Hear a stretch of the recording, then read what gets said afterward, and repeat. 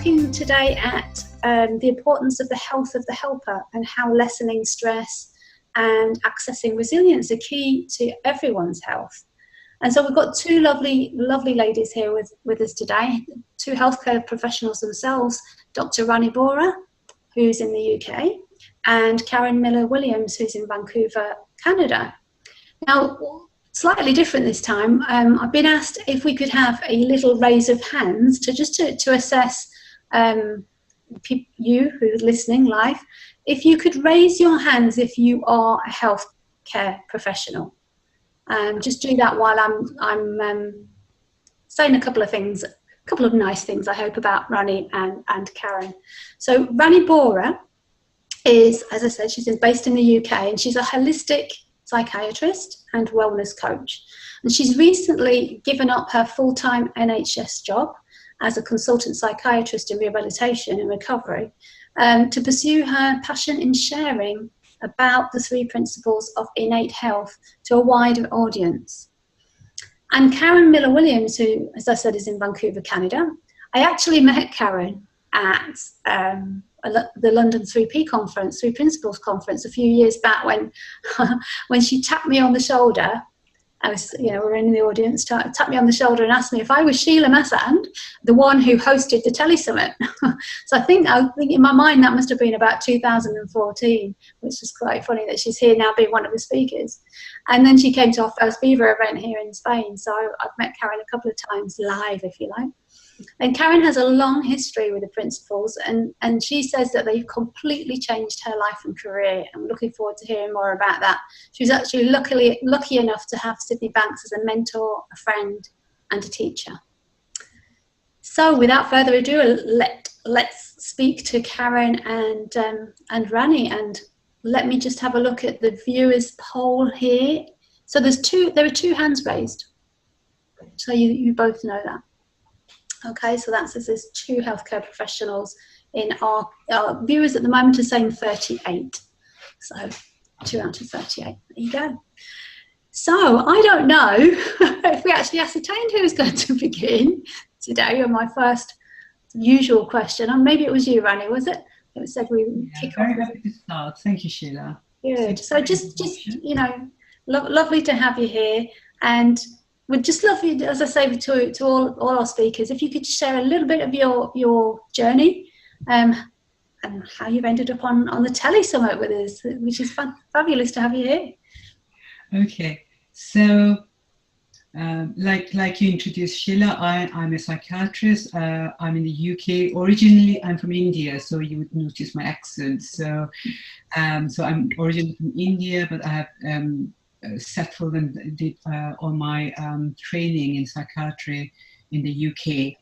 And as I was training to be a psychiatrist, I also got interested in personal development.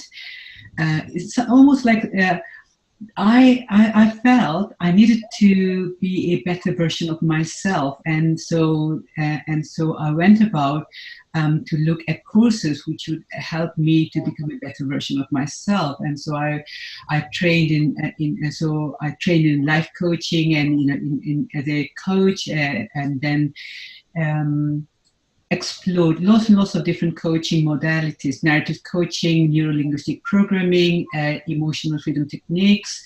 And whilst I was pursuing my training to become a consultant psychiatrist, and it's fascinating how as I was training to be a psychiatrist, and the main focus has been about illness, my other parallel journey, training to be a coach, has also helped me to really consider the health in each and every person. But there always seemed to be like something missing. So yes, I was doing psychiatry. I loved what I did, and I loved making a difference to my patients. And I, although I was following evidence-based medication, evidence-based medicine, there seemed to be something missing. So I was exploring this from a coaching context, and thinking, if there's anything that works for me, then surely I can take it to my work. And again, this is about nurturing ourselves. So because I knew at some point when I was training as a psychiatrist that in order for me to give my best to people I serve, surely I need to nurture myself. And so when I talked about becoming my own best version, I was looking at nurturing myself. And I'll go into more detail about where I went wrong and what I see now that I didn't see back then. But clearly it was about, yes, I can't give if what I don't have myself. So if I'm a health professional and I'm struggling with my own health or with my own psychological health or own stress, surely this is what I'm going to project to whoever whoever life I'm touching. So that was always in my mind. And as I was looking, roughly 4 years ago, maybe a bit longer now, I came across this understanding of innate health. And it was not something I was expecting. It was not something I found very easy to grasp, because I was really trying to intellectualize what is this. So we'll say more about it. But that's my journey. Very resistant to this understanding, saying no, I know a lot. Surely I don't need this. But it's interesting how my life has unfolded, and how the deeper I had an understanding of the principles behind innate health, it became easier for me to just nurture myself without necessarily doing anything to nurture myself. And I know I'm speaking in jargon, but I just wanted to give you a sense of what we are going to talk about in the next hour or so, and why I ended up in this call. I think, again, Sheila, you wrote to me, and I haven't met, by the way, I haven't met Karen, but I know we have connected over the internet, over social media, and I just felt drawn to doing something with Karen. And I said, well, it would be great if the speaker could be Karen, because I saw I knew she was a nurse, and I came from I'm a medic, so it makes sense for us to share jointly what we understand about this, and how we could help people, like health professionals or any professionals, or even if you're not a health professional, how do we go about nurturing ourselves? And I knew that Karen has been around this understanding for a long time. And I'm really looking forward to today, because I know I'm going to learn something from her too. So that's me in a nutshell. And let's hear from Karen. Thank you, Rani. Thank you. Similarly, I've been looking forward to speaking with you, Rani, because I've, like you said, gotten to know you over social media. And anyone who's working in the mental health field, you start kind of connecting up, I think, over time. I was an intensive care nurse when I first learned about this, and I was someone who wasn't even aware of how much stress I had. It's like most of us, we kind of wake up to the fact, like, wow, of course, that's what that was. But I was just living my life and having my moods. I had no idea about where they came from or how anything kind of worked in that way. I just ended up being stressed and just getting over it, like, this is life. And when this understanding came into the intensive care unit, it totally changed my life, because I saw a lot of the things I was doing that was taking me away from that. Like, when you talk about nurturing yourself, most of us need to recharge our batteries, especially if we're in healthcare, because we're giving so much. And if we don't learn how to recharge the battery to, nurture the soul, then we end up having a much more difficult existence. We did a lot of backstabbing and griping and complaining, and it wasn't because that's who we were. It was us in a stressed state. And I saw how much that took away from what I was doing to help patients in the ICU, or how it affected the coworkers that I was working with, or even throughout the hospital. Anyone else that you were working with was so totally affected by my state of mind. And so that made a huge difference for me. The first article I wrote for the Florida Nursing News talked about state of mind, because I didn't know what I was learning. These principles were not something I knew to speak about, but I knew that when I was in a stress state, I forgot things. I wasn't as caring, and I didn't have time. I was impatient, and I just wasn't my best. And when I started learning about this, it just changed my life, because I started seeing all the thinking that I was doing that was extraneous, totally unproductive. And it started just dropping away. It wasn't like I said, don't do this, don't think this way. It was more that, wow, yeah, if I'm holding a grudge against Rani, what would be the point? I'm the one who's ruining my weekend. You don't even know I'm thinking about you. Like, I just started seeing my thinking as being something that I didn't realize. I was doing this to myself. I was walking around feeding the fire of my stress and my insecurity. And so to me, it was a total wake-up call. And I left the intensive care unit because I wanted to teach this in the mental health field. So I totally switched careers and changed my direction as a result of learning about how my mind works. So it was a wonderful awakening, and I was not looking for it. It came into the ICU where I was working, and I'm just so ever grateful for having been around when that came into the ICU, because it changed my life. So it's a thrill to be here today, because I think too many of us are walking around tied up in our thinking. You know, somebody in the UK used the term one time, you know, and it's like, oh, I'll forget now, but it was, you know, get out of your head and into your life. That's what it was. Like, most of us are in our heads and missing out on a lot because our thinking has kind of taken over. So that's kind of my background, where I started from. Beautiful.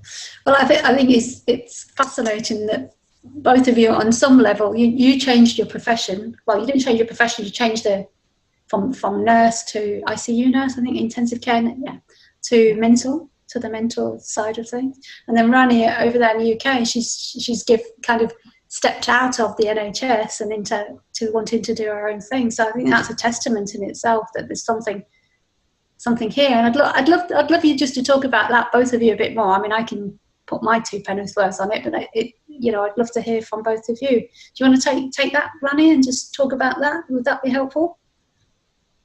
I didn't understand what exactly you wanted us to talk about. I'm asking about the fact that you've seen something so transformational that you've decided to walk away, let's say, from the NHS and set up on your own and do your own thing.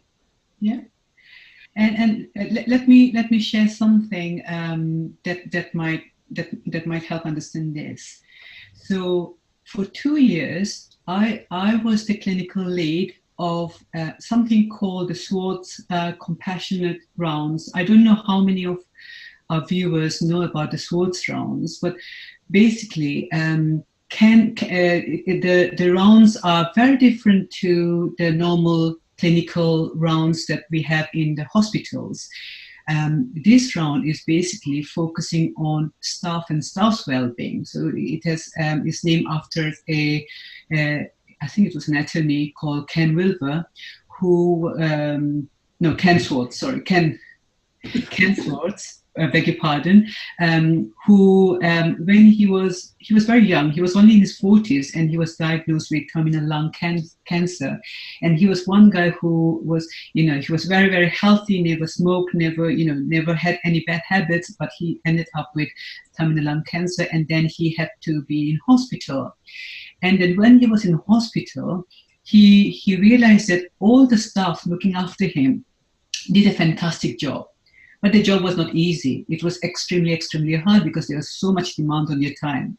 So it was his dream, it was his wish to see something, to give back something before his death, for people to just look at themselves, for staff to be able to have a forum, a space where they really sort of focus on their well-being, their emotions, and because he knew that they needed to have a space in order to bring the compassionate side out when they are serving other people. So that's how the SWORDS round started, and it started in the US, and then it was brought to the UK. And I think at the moment we have around more than 100 NHS trusts and charities who are doing this SWORDS round. And in my previous trust, I used to be the clinical lead. So I was one of the facilitators. There was another facilitator, and we used to have this. And it's still going on, by the way, but I've left my job. So every monthly, we used to have this 1 hour meeting, sorts around in the lunchtime, where staff from our trust would come together, and there would be free lunch, and we would there would be a panel. There would be a panel, just like it's Karen and myself at the moment, and you are the facility, you're the host. We used to have a panel of people, staff, sharing about their experience having looked after a patient. And rather than focusing on what was wrong with the patient, they would just give a sketch of the patient and then just share what it meant to them from an emotional level, caring for the person. And I felt it was fantastic. I really, really loved what I did, because I felt for the very first time there was a genuine attempt to really hear the staff, really give them a space, and where staff, because it was only for the staff and it was confidential, and the staff just had a chance to just be honest and say anything about it was really horrible, or say I messed it up, or I felt like whatever, and not to just not to pretend to be positive, just say that was very, very difficult and negative. And I felt it was really, really good. And you could see that the feeling as a result of the conversation, it was very, very powerful. Most of those sessions were extremely powerful, and we had really good feedback. Now, it was interesting that even in the feedback, you would be, some people would have been moved and inspired and really feel, wow, that was magical. And whereas the feedback from other people was, well, that was not good, or, there was a difference there. And you think, what was different? What was going on? Clearly, there was this, there were this staff who really felt they had got something out of this and they were going to come back, whereas the feedback was not so good. And because I was doing it for like a couple of years, I saw that, and I was also learning about the principles in innate health. It was interesting for me to reflect on what was happening and my own journey. And I knew that was a great attempt at bringing a sort of, at the staff being able to express themselves and take something out. But there was something missing. And what was missing was the fact that the staff didn't know where their feelings were coming from. And I'm not saying that was wrong, and we shouldn't do so what's wrong like that. I'm just pointing to what I saw. Mm-hmm. And I saw where people were getting caught up in thinking, okay, they share a very, very powerful story, they were impacted, and it's really great. But it feels like because and whatever they were feeling was coming from out there. It was coming from the death of the patient, or something that went wrong, or lack of resources, and that was making them feel the way they were feeling. And when I started seeing deeper and deeper that this was not true, it's impossible for our mind to work that way. It seems like that. It really seems like all experiences are coming from out there, and we are being stressed and burned out because of the past or external circumstances or patients, so on. But it can't work like that. And I felt that the reason why people feel okay, that was a great round, and then they go off and nothing changes, because it's almost like it was, or they felt good because of the space. That's it. They didn't realize that they can only feel their thinking. And so that I'm sharing this because the whole topic, this whole webinar is about nurturing health professionals. And it's in the news about healthcare professionals and how stress and how much stress and burnout is out there. And part of what you asked me a question, didn't you? So how did you end up going in your own path? And I guess I saw more and more clearly that there were some things that people might say, oh, well, there's not enough evidence base to bring to the main healthcare system. But I could clearly see that one of the things that was missing is this bit, this bit in the jigsaw puzzle. Until we saw that, we would always keep thinking that we are the victim of the circumstances. And health professionals need to know this. Everyone is doing a fantastic job there's so much demand on services, there's so much demand on our time and effort. And like Karen said, we're really good at giving.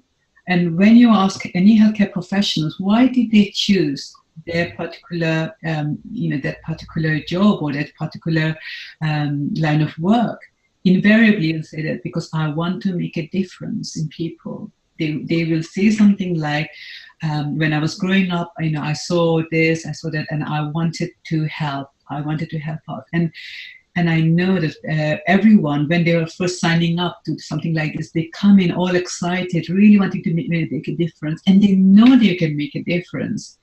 But after some time in being in the system, being caught up in the system and the list of things we need to do, and I'm not judging that. I'm just saying that's a fact. We need to do a sort of things, and it's almost like, and we are giving, and we are leading, we are giving, we are we say there's not enough time to nurture ourselves.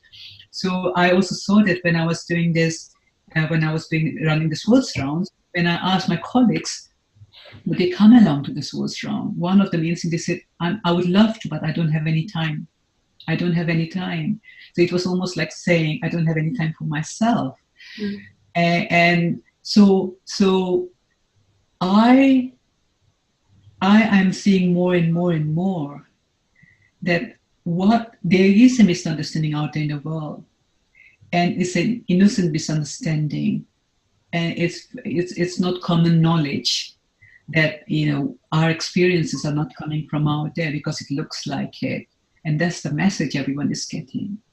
And it was I was doing my bit in the NHS in my role, but there was only so much I could do given the demands of my role, given that this was not my main role. My job description said something else, and I had a soul search moment, and I had some reflections on, I live life once, and what is it that I would really want to do? Where is my passion? How can I reach out to more people?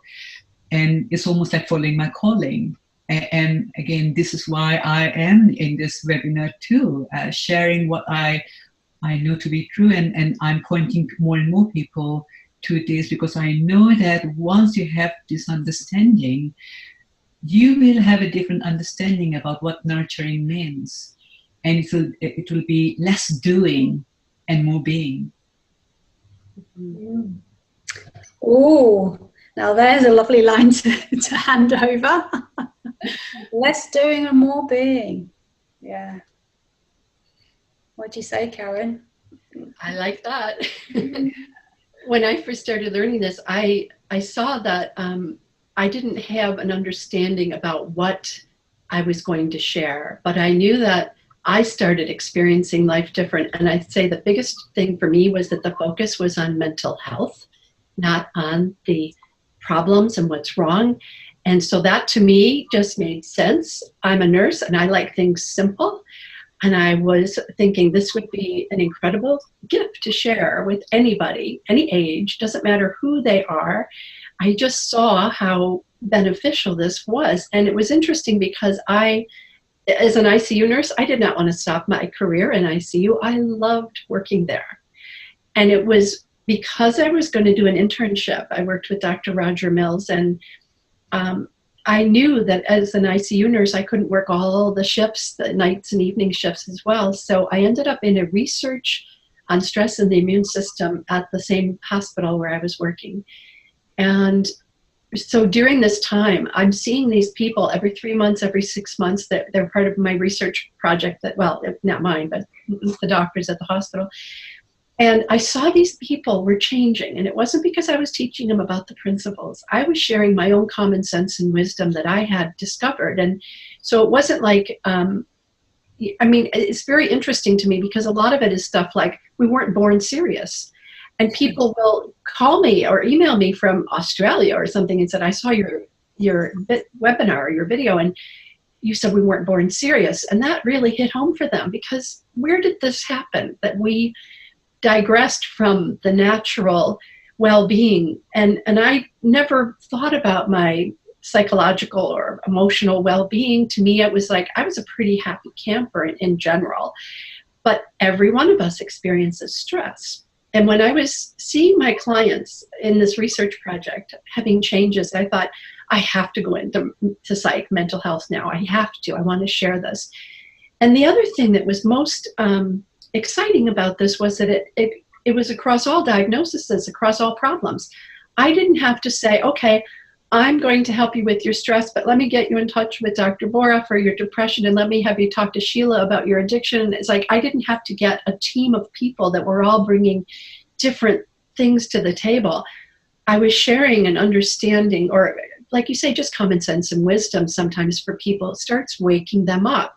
When you start recognizing that I should be focusing more on what is it, let's say if you're working as a teacher, you're looking at the student and what is it in there that you're seeing that the talent is. And so you're seeing the innate health. We did a conference in California when I was working in Hawaii with special ed and emotionally handicapped kids. And the biggest thing we were pointing to was to see the health within.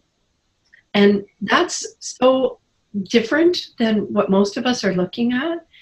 So overall, it's like I just started recognizing that I was seeing things differently than someone who doesn't have this understanding. And just for one example, I had a lady who had 4 kids that were all kind of in special ed needs and having some difficulties. And she came to my office one day and she was beating herself up, thinking she had been a horrible mother, thinking that, I've really ruined my kids. And she may have been verbally abusive. She may have been, tired or whatever, but it wasn't like she was anything physical abuse. It wasn't like she was doing anything, horrific, but she was beating herself up. And I didn't realize this at the time, but I realized later, if I had been a therapist who didn't know about this, I'd be saying, oh, you're having a lot of guilt. Let's talk about that. What I heard when she was crying was she has so much love for her kids. So I saw her different than someone who doesn't have this understanding. And I suggested to her that you don't have to have those guilty feelings, because how can love get through when you're feeling guilty? So leave it behind my couch. Come back next week if you want it. That's about all I talked about that week. You know what? She came back a week later, this time in tears, but it was because she was so grateful. She goes, you didn't tell me how to be a good mom. I was the best mom this week. So I see it as helping people to lighten up and to find their own common sense and wisdom. And initially I might be telling you, it doesn't make sense for you to think about this 24/7. And someone might say, oh, yeah, Karen noticed that I've been thinking about being anxious all day long.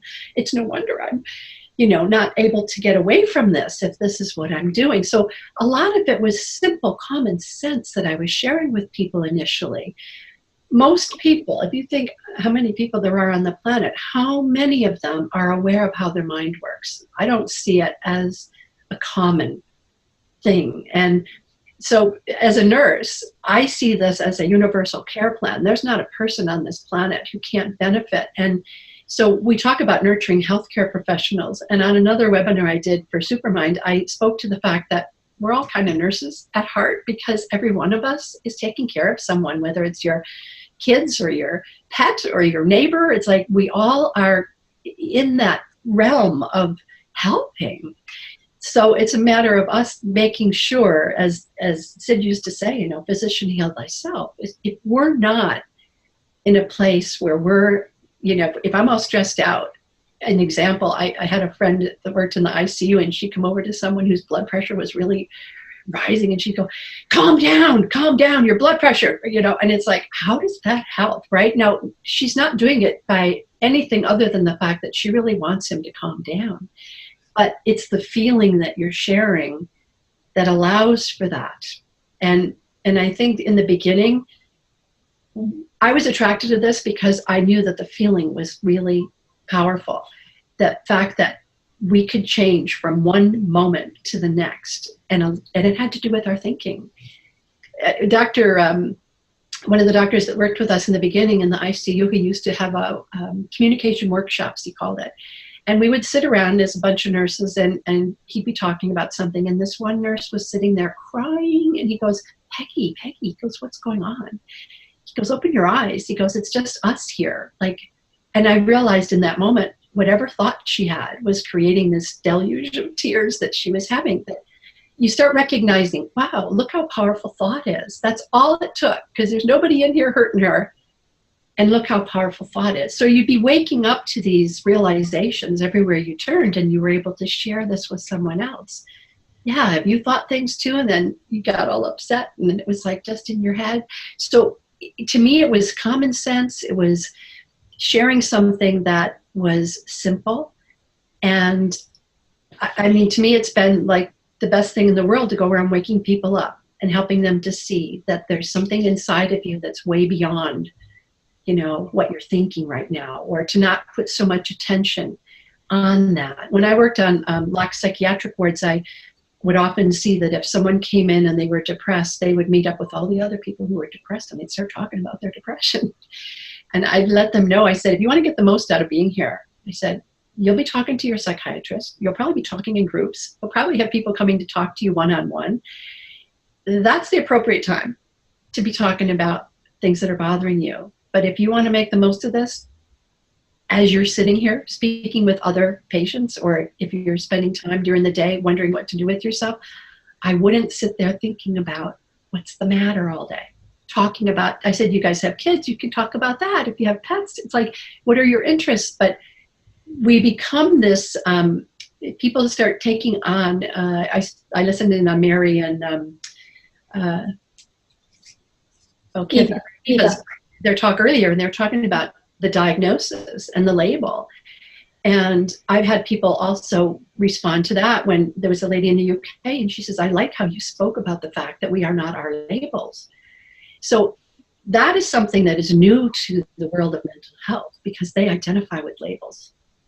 And the rest of us identify with what's the state of mind right now? How is this person doing? What can I do to help them move in that direction? And I see my work today as not even, you know, I don't even like to think of it, I kind of like you do, Rani, that it's not counseling, or it's not, I'm not there to counsel someone. I'm actually seeing it more that this is an adjunct to any other mental health things that people are doing. If you want to know about your mental well-being, I'm the one. Because I'm going to tell you about something other than what you're being directed towards. And it's innocently that they don't know to teach about the mental well-being aspect. But that's how I see it, is that I want this to be universally known, that every mom will know this, and then they end up sharing it with their kids. And if you're a nurse or healthcare professional, you're sharing this with the patients that you're dealing with on a regular basis. Imagine how many people someone in healthcare touches, and they listen to us. Like, we have a white lab coat on, so it's like, oh yeah, you know, this is what they say, this is probably a good idea. So we have the power to share this understanding and to wake people up to the fact that they're thinking. And I think most of us have walked through life just having, our moods have had us rather than we've had our moods, you know, that they've kind of taken over, and we didn't understand them. If I was down, I was down. If I was not, you know, if I was anxious and feeling lonely or whatever, it's like, I just would go through these moments, and it had nothing to do with me being aware of the fact that I was creating it. So it really changes your life when you end up having a quieter mind. And it's because you recognize that you've been thinking way too much. And the world is in an overthinking state. It's part of today's problem, is that we all think too much. Is that what you would label stress? Well, stress, generally speaking, people would normally point to things on the outside and say, oh, it's because I've moved, or because I got married, or I got divorced, or I had kids, or I lost a kid, or people would look at lists, and the list of things, circumstances, are never the answer. You know, it's like you look at someone, let's say even with PTSD, not everybody who's been through a trauma has PTSD. And Dr. Pettit used to say, why aren't we looking at studying the people who don't have PTSD? Because it's not that a circumstance creates the stress, or a circumstance creates the, you know, the mental health issue. It's, we have to look beyond that and to see that it's our thinking that is that, you know, fault. It's not the circumstances. because there's not one person, you know, you're always going to find a, you know, some, you know, someone that doesn't fit. And that's why we know that this is so true, because it's like, it happens every time. Wherever my head's at, that's what I'm experiencing. Yeah. Totally. What about you, Rani? I brought that up. Is that what you know, the thinking, the busy thinking mind? There's a quiet mind there, and then there's the busy thinking mind that takes over. That's what, you know, you hear a lot about health professionals being stressed out. So that's why I was bringing up that point a little bit to kind of keep us on the topic as well. And hand over to Rani. What do you have to say about that? Because it's about lessening stress and accessing resilience. I think resilience is a really key word as well, isn't it, in terms of health professionals? How do you know, you started off by saying earlier on that how could I be helping other people when I'm not, or health professionals are not feeling good themselves? Yeah. So absolutely. Thank you for sharing, Karen. I loved what you shared, and I also heard you use the word simple several times, lighting up, and I'd like to talk about the simplicity. But going back to the resilience is fascinating. It's almost like people are getting more and more aware that, okay, you need to look after the professionals, because ultimately, if we look after professionals, and every HR department would agree with that. They know that if we look after the professionals, and treat the professionals well, then the professionals would do a better job, and there would be less absenteeism from work, there would be less sickness, and so on. And so there's a lot of offer of coaching packages even for health services, so frontline staff and managers. There are also resilience training. But where I am at the moment, and I clearly see that there's a reason why this resilience programs do not work, because it's most of the time it would be around learning tools and techniques to become more resilient. How, it's almost like, okay, we have to accept that there are lack of resources, or there's too much work. So what can we do? What's the mindset we should be adopting? What should we be thinking? So it becomes a lot of doing. So it's almost like your resilience depends on you doing tools and techniques, practicing tools and techniques. And if you do that, then you feel resilient. And if you stop doing those, you become less resilient. And nothing could be farther from the truth, because resilience doesn't come from outside, it's within. And part of this understanding is people waking up to this fact that, again, mental health is within, innate mental health, and this is what I think Karen was talking about, and the resilience that we are looking for outside of us, we are never going to find it. And it seems like depending on what's going out there, we feel less resilient, more resilient, or less confident, more confident, and this is where we get lost, and it becomes very, very complicated, and it becomes very complex. Same with if you're a mental health professional or any coach or anyone trying to help people. Because if you think that the resilience lies from you supporting them throughout or giving them tools and techniques, you're lost, and you are innocently showing them the wrong path of resilience.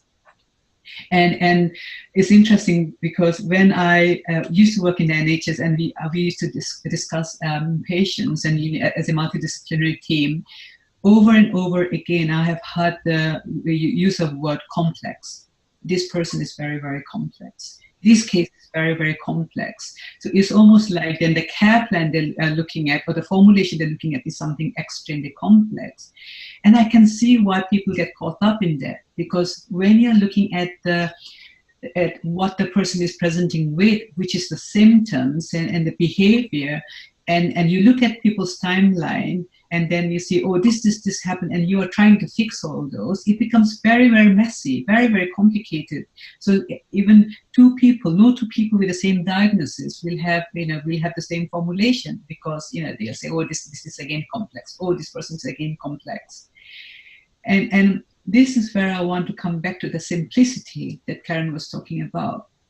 there's so much of theories out there. There's so many different approaches out there, and that and everyone is trying to say this is the model that works. So do this and do that, and then we will get resilience, or get this person to have a higher self-esteem or higher confidence. And same applies to us. So if you're a healthcare professional and you want to nurture yourself, do this, do that, go. It's almost like this is what you need to do in order for you to feel different or resilience. And so we take that stuff, and then we are guiding people, the patients we serve or the clients, saying you need to be doing this.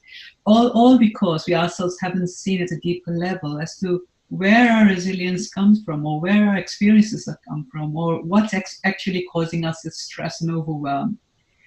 And what I love about this understanding is that it's so simple. It's so, it's almost like it all the noise that you might have about anything almost like falls off without you even trying to let go. And it becomes, simpler and simpler and simpler.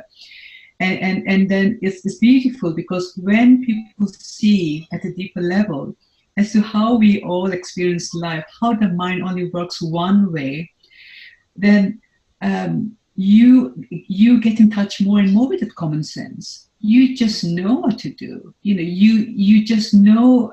It's just, you can't help it. You are more in tune with your, whatever you call it. That you just know that that's what you need to do. If it means reaching out to someone else, if it means going out for a walk or going for a run, or saying to someone, look, I just need to have a chat. But why I love this is that it's not an add-on. It's not like, in order for you to nurture yourself, you need to do X, Y, and Z. It's more like, it's almost like takes things off you. So suddenly you have more time. Suddenly, no matter how much workload you have got, if you're a healthcare professional or any professional or even a housewife or a mother, the thing is, the fact is you need to do what you need to do. But what comes off is the added thinking, the overthinking. I recently wrote a Facebook post about, yes, there is the overwork plus overthinking is a recipe for stress and overwhelm. And once people understand this at a deeper level, that yes, seems like there's a lot to do, and there will be given our roles, and that doesn't mean that is causing us stress and overwhelm. It's like we have our good days and our bad days. When we are not having the overthinking going on, we are not switched on to what we need to be doing and analyzing our thinking about why me and all this stuff. We just go with the flow.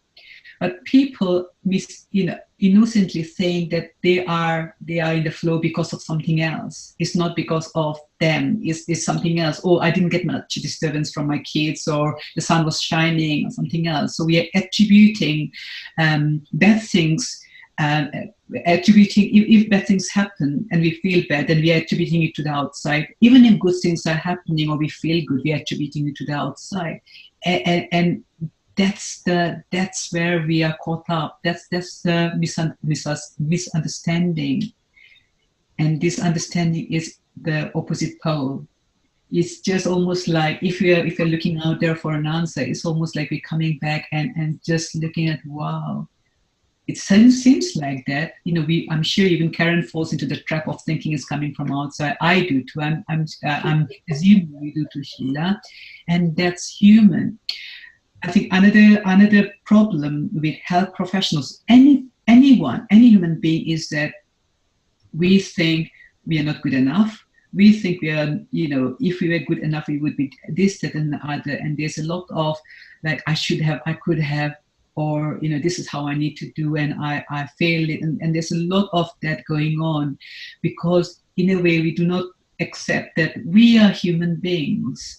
It's almost like I, Rani, Bora, I'm a doctor, I'm a psychiatrist, so I can't have a low day. I'm a wellness coach, so I shouldn't be angry. So it's almost like this unexpected, unrealistic expectations about what we are capable, of, or how we should be, or how we need to go about our world, and what we should be projecting or portraying.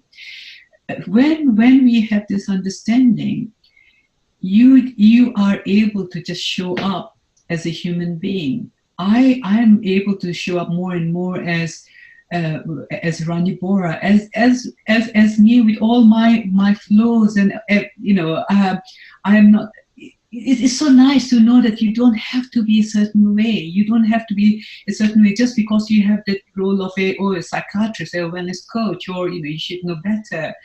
So it's very freeing. It's very freeing, and doesn't mean that I lose my drive, I lose my motivation to serve people or to do what I want to do. It's just as freeing that it takes the unneeded pressure off you to be a certain way, to not get stressed at all, or not to get overwhelmed at all, knowing that as a human being, you will have this understanding that really allows you to relax, but at some point you will also get very, very caught up, and that's still okay. You are really okay at a deeper level. So I love that. I love that I don't have to be another way. I don't have to change myself. I don't have to be a better version of me, something that I used to try years for a long time. I don't need to do it anymore. So what else could be better than me? Yeah, you're off the hook, Rani. You're off the hook. Yeah, it's amazing. It's amazing. Yeah, I love that. Because there is so much out there about being the best you, coaching. Yeah. That self-improvement, hamster wheel. Yeah, can I say something else before Karen says something? Once my husband made a comment, okay? So this was when I was looking for answers, doing different courses, going for different things, and he said something I was really, really mad at. He said, Rani, all the things you're doing is not working for you. I said, what? He said, you're doing all this to improve yourself. You still are, you're still messing things up. You're still reacting. And I really, really got annoyed. And I said, how dare he? I'm trying my best, I'm doing all this and I don't have to. And I really, really got mad at him. And that was before I came across this understanding. And once I had a deeper understanding of this, I went back to him and said, look, and to my husband, and he also even knows about this. And I told him that, look, I know you remember what you said to me, and I'm so loving it that how can I say this? Nothing needs to work. Now I know there's nothing wrong with me. Even if I mess it up, even if I react, there's really nothing wrong with me. And even if you say something like that, I won't mind at all. And we both laugh. But it was so freeing, because I was pissed off and he said, it's not working for you. It's like, how dare you say that? I'm trying to be the best human being ever. Yeah, I'm going on all these courses. I'm spending all this money. I'm all this time and all this effort. Yeah. Lots of people could relate to that, Rani. Me too. Yeah. Thank you, Rani. That was lovely what you shared about resilience. Is there anything you wanted to add, Karen? We started off talking about resilience. Yeah, and you were also talking, again, it's about the common sense that my dad used to say, why don't you guys have more common sense? And I wondered, where can you go to get this, right? I mean, it's like nobody tells you, but then you start recognizing that I do see it in others. Even if I can't access it, I know that if I speak to so-and-so, they always seem to have their head screwed on straight. They seem to have good ideas, or like you just see it in others, even if you couldn't know where to go get it for yourself. And what I realized is after we learn, because the principles are things this is experiencing life, whether or not we know about the principles or not, we are experiencing them. And so when I look back in my childhood, I'll say, wow, that was self-esteem, and I certainly didn't see that for myself at the time. Or I'll recognize that, yeah, I was always getting hit over the head by common sense or something that would wake me up to say, go this direction or do that.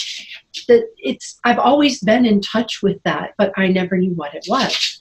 Now I'm looking to help other people to recognize that in themselves, to know it's there. When we talk about resilience, or we talk about, living in that, everyone has been in an experience of resilience sometime in their lifetime. Someone who's depressed will tell you, oh no, I'm always depressed. And if you start talking to them, you'll recognize that, oh, they were laughing with their grandchildren yesterday.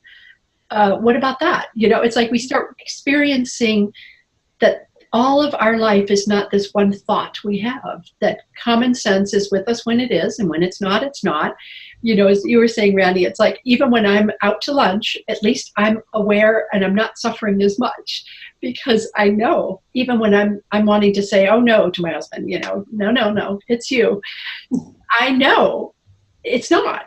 And so I can actually, and he knows too, right? So it's like, because you start being aware of the fact that, yeah, there's a low mood for you, it's not a big deal. One of the things that I learned when I first started learning this, they made graphs and charts and stuff, and they had things about being in a nicer state of mind, and something like being playful. I thought, oh, that's not me as much as I thought.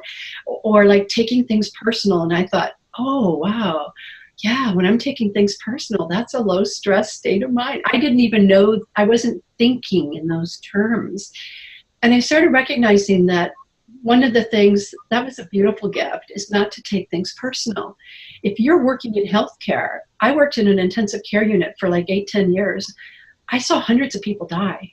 And I've seen people who thought and took it personal and couldn't work again because they had someone who died on their shift. And one of the stories that hit me the most when I started learning about this was I went to Hawaii with another friend, another nurse, and we had worked, actually we had been, when we got back from Hawaii, we got back on our flight like at 10 at night, and we went to work at midnight.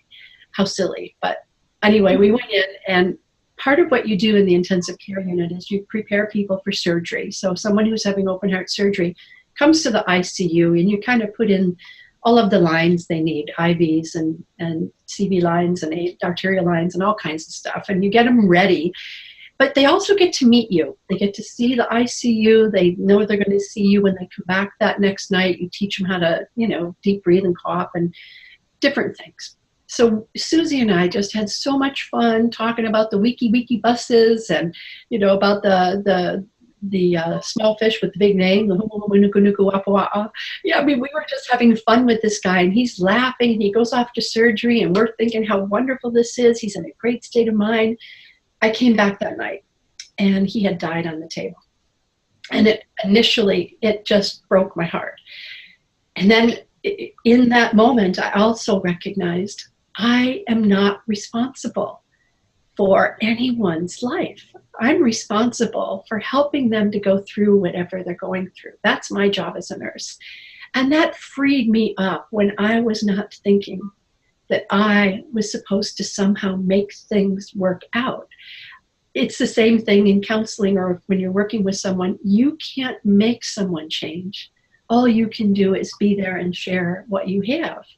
So this, like you talk about giving me resilience, when I'm not thinking I have to take it all very personal and that it's all my fault. Can you imagine the pressure? Mm-hmm. I worked with a doctor one time. Well, it was actually a patient who was on my research project, and he knew he was dying, and his doctor wouldn't come and visit him anymore.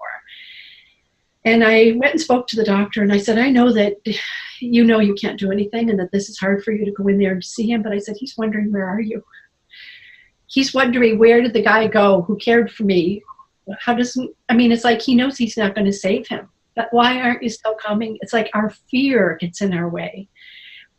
Our thinking of any sort gets in our way. That's the only thing that keeps us from being in that state. And when I'm in a low state of mind, and as an ICU nurse, we used to discuss amongst us as a team who could handle what particular case was happening that day. If I was not high energy, I wasn't going to take on someone who was in very serious condition.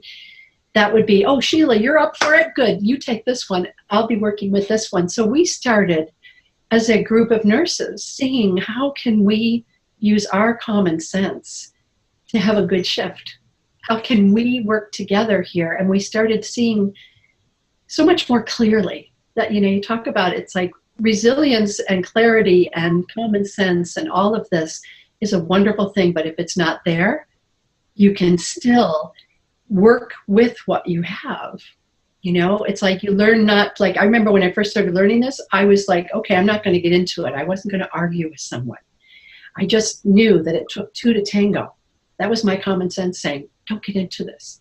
And after a while, because I wasn't fighting or wasn't retaliating in some way, that whole thing just disappeared, because it does take two to tango. And it's like, this was just stuff that kind of came to you. Your common sense and wisdom keeps speaking up to you. The resilience is there always. It's just beyond our thinking of it. It's a word that's real common today, but boy, you didn't hear about it a whole lot, in the past. In fact, when I was working down in Florida, I went to a stress seminar, and all they did was talk about the signs and symptoms of stress. There was no real answer. And then I went to Hawaii, and the first group I did for a bunch of teenagers, and there was a 10-year-old in my group, and I said, and why are you here? She goes, because I've got stress. And I thought, man, I didn't even know what that word was when I was 10. I learned about it when I was in nursing school. And then you start recognizing that there's an awful lot of people that are walking through life being told things about stress, and they take it on. Like, we are a knowledgeable group of people these days. Like, look at how many books are out on parenting, and yet we have scared more young mamas and dads because now they have way too much to read, way too much to figure out. And in my mom's day and age, they have one book, Dr. Spock, that was it. The common sense that my mom had in raising kids is something that people tend to not look at as being an option today. It's more like everyone's reading, trying to figure it out, going along, like Rani was saying, so many techniques, so many ideas. Should I not? How am I doing as a mom? Same thing in any profession, in any job, we kind of get into thinking too much about it and not relying on that common sense and wisdom and the resilience which is inside. Mm. And we're looking for it out there in, reading too much about trying to figure it all out. And then, like you say, having so many techniques and things to add to an already busy schedule. Mm. So, I mean, it's a real treat to just kind of wake people up to the fact that you don't have to think so darn much. Mm-hmm. Yeah. Oh, thank you, Karen. I love that. I'm very moved there with some of your stories. Really, really touched. Thank you. Thank you for sharing. There is a question, quite a long one, so I'm going to read it out to you, ladies, from an anonymous viewer. It says, I'm a full-time caregiver. Through the 3 principles, I came to see that I was trying to provide care from an empty vessel. I was giving so much, which felt more like it being taken from me because I had nothing to give freely, nothing to spare. I learned to allow myself to be nourished by mind, filled sometimes, and at others just having enough to give care more freely. I visualize this as a vessel that fills from the bottom as it fills to overflowing. We have plenty to give away. The lower it is, the less we have to share. Thinking inhibits the flow. Could the speakers share similar experiences?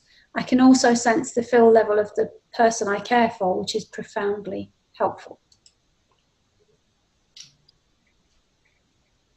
Did you want to say something, Rani? Yeah, thank you for that. What comes to mind is what happens when I'm tired. So when, and I can think of when I was working full-time as a consultant psychiatrist, and I had lots of responsibilities, and I'm also mother to 2 young girls, both with their own needs, and obviously my husband, and then looking after the house, and also having my own part-time business at the time.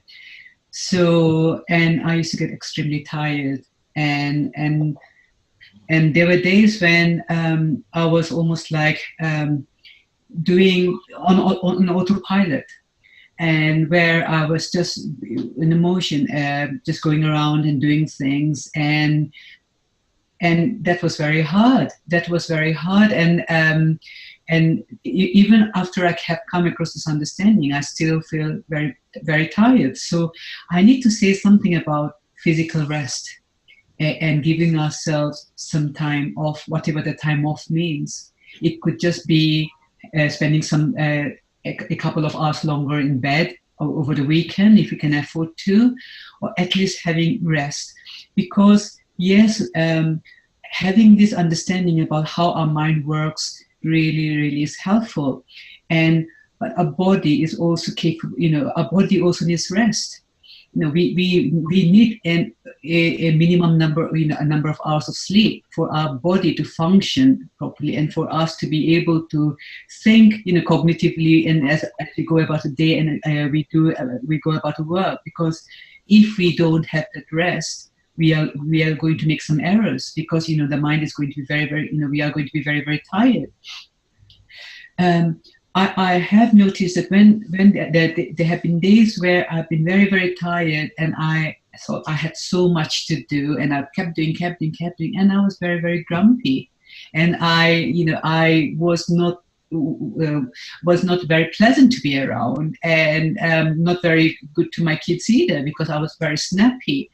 And from that place, I also have a lot of other thinking, like, oh, I'm a rubbish mom. Look at me, I tell the world how we create experience, and look at me. And it's almost like it's so easy to fall into that, where you're already feeling drained, you're feeling drained, emotionally you're feeling drained, and you have a lot of things to do, and you have a lot of thinking about the things to do, and then you react, or you're not being a loving self, and then you have thoughts about it. And there are those moments, and I have them in plentiful. I'm being very honest here, and I'm just saying this to make the viewers just acknowledge that there will be days when we have too many things going on. We are spinning too many plates, and maybe we don't need to spin so many plates on some days, and we're just doing it unnecessary. But maybe there are days when you really have too many things going on, and you just can't help it.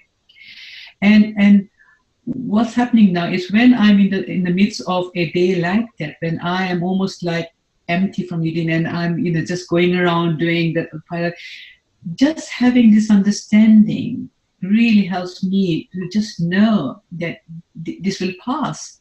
It's not something that I have to tell myself that, oh, Rani, this will pass, you'll be better, don't worry. I don't need to affirm, I don't need to try to do positive reframes or any techniques. But just, it's almost like a space within you, just this knowing of some kind, where you just know that it's okay to go through this path from time to time, but knowing that there are some basic essentials, like sleep is a must, just like we all need food, we all need to hydrate ourselves and rest. When we need to listen to our body, we need to listen to those, and not sort of say, okay, I'm just going to give. So nurturing ourselves, nurturing health professionals, is not about just doing things to nurture ourselves, but also like listening to what our body needs, listening that actually I really need to go and have that rest, and it's really okay. So that's what came to me, and I just want you to know that we are all in this together, where we all sometimes give too much, but that's a phase, and it's almost like the state keeps changing. But knowing that resilience is within us, even within those times when we think we are giving from an empty vessel, we don't have anything more to give, it's just like it's still there. But then we do not have to continue doing that, and we can have a rest. So I'll leave it at that. But thank you for the question, and thank you for sharing. I'll talk to that as well. I was coordinator of caregiver support services for several years, and also took care of my mom. And one of the things, as Rani was saying, once you get tired and you don't have as much to offer, it's affecting both you and the person you're caring for. And oftentimes what will happen, and I don't know if this is the reader or the questions, circumstances, but oftentimes people who are being cared for don't want someone to come in from outside, whether it be a caregiver or someone else. They just want their wife or their husband to take care of them. And in this one instance, there was this couple had gotten, so they were both exhausted. You know, he doesn't want anybody else to come in, and she's just having quite the rough time with dealing with, it was heavy caregiving. And she spoke to a social worker who suggested to her, have you asked your husband if he could give something to you? She goes, well, what could he give to me? He needs care. And so the social worker went with the wife, and they went in and they spoke to the gentleman, and they said, you know, your wife is really quite tired. I don't know if you've noticed that she's having a hard time, that she might need a little bit of help. Would you be willing to give her something? Would you be willing to let someone else come in and take care of you, maybe one day a week, so that she could have some time off? And he couldn't do anything other than accept. I mean, that would be his way of being able to give, was to say, okay, I'll let someone else come in and take care of me for the day. And initially, the woman who had been taking care of her husband for a couple of years now, she didn't know what to do with herself. She thought, what am I going to do now that I've got this time off? And the social worker said, well, what about, she goes, what did you used to do before? She goes, well, I used to be in a walking club. We used to go walking around the lake here. And she said, well, can you get in touch with those people? And it had been a couple of years, so she didn't know. But she went and checked, and she got in touch with someone, and they ended up going for a walk around the lake. And that first day that she had off, she came back, and she was spending time with her husband, and they were both full of joy because she had something to share with him about the beauty of what she'd seen. And he was excited to hear something other than she'd been stuck in the house and hadn't gotten anywhere other than taking care of him. So it changed both of their lives tremendously. So where we might not see how do we make something like this happen, there are often people, especially if someone's a caregiver, there's often people that are helping you to make this happen if you're having difficulty with it. Because this is a common thing today, that there are, they call them the sandwich generation, where parents are often being taken care of by their kids, and the kids are taking care of their own kids. So there's this multi-level of care that one person is expected to do. So just don't be afraid to ask for help, because when you get that tired, sometimes you need to get some help from the outside to get that break. Getting some rest is paramount to having something within you to give. This nurturing yourself, it's like when we see it ourselves, we both know that we need to, take some time off, to take a break, to give yourself that. And I think one of the things I learned initially, I was, like most of us, couldn't say no. So if the ICU would call and say, we need you to come in for this shift, and it's like, of course, I was going to come in no matter. And I started recognizing that, no, I really need a break. I can't go in. And I started being able to recognize that I could say no. And I think that's one of the biggest things, that we walk through life thinking that we have to follow our thinking. Oh, yes, I have to go in. Nobody else is going to be there. I have to do this.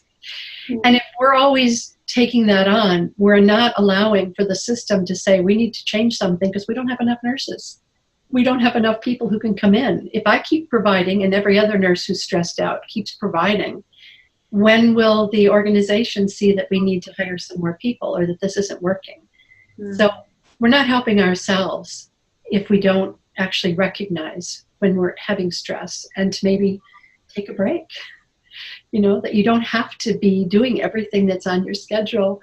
This was a young kid that I worked with one time. She just had so much on her agenda. And it's like, isn't this the truth for all of us? She had like a calendar that's like, I had this today and that tomorrow and la la la. And I said, well, do you have to go to all of them? And she'd go, well, of course. Like, how can you not? And it was like, that's where we get into these thoughts about that we have to do everything. And we were talking about stress, and she says, oh, I know when I'm stressed. She goes, when I have a bad hair day, or if she has a breakout on her face or whatever. And it's like, it's interesting that we don't recognize that stress is also us sitting there going, oh my God, I've got way too much to do. I've got way too much on my schedule. We wait for it to actually take a physical toll before we say, I don't have to say yes to everything on my plate. You know, that there's an opportunity for all of us to not think we have to do everything we think. Beautiful. Really, really enjoyed this call. The energy's been lovely. Rose in the UK has said thank you both. Great talk. It really has been wonderful. Lots and lots of wisdom been shared today. Thank you so much, ladies. I really, really appreciate your time. Thank you for having me. Obviously, I'm starting to wrap up now because we've gone over time already. So I just need to do my bit of housekeeping. But again, thank you for being here. It's been wonderful, really has.